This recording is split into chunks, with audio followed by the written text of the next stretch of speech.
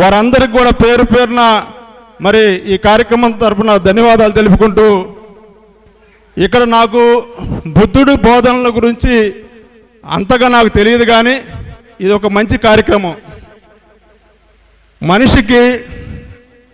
మనుషుల మధ్య ద్వేషం, అసూయ,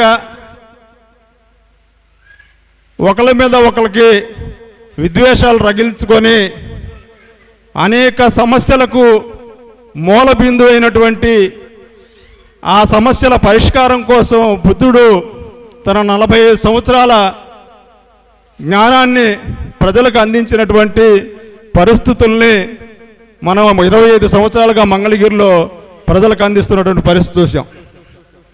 దీని అంతటికీ కూడా మనం మనసు నిగ్రహం చేసుకోవాల్సిన అవసరం ఉంది. ఏ పని చేసినా ఎదుటి వాళ్ళని మరి ఏదో కారణంతో కోపగించుకోవటం, ద్వేషం పెంచుకోవటం ఎప్పుడైతే ఆ ఆలోచన కలిగిద్దో అప్పుడే మనకు మనశ్శాంతి లేకుండా పోతుంది.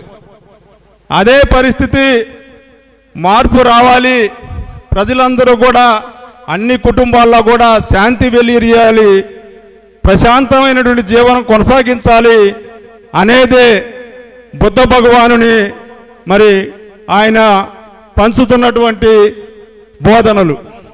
వాటిని అందరికీ కూడా సంవత్సరానికి ఒక రోజు ప్రజల ముందు ఉంచేందుకు మరి ఈ కార్యక్రమాన్ని చేపడుతూ ఉన్నాం.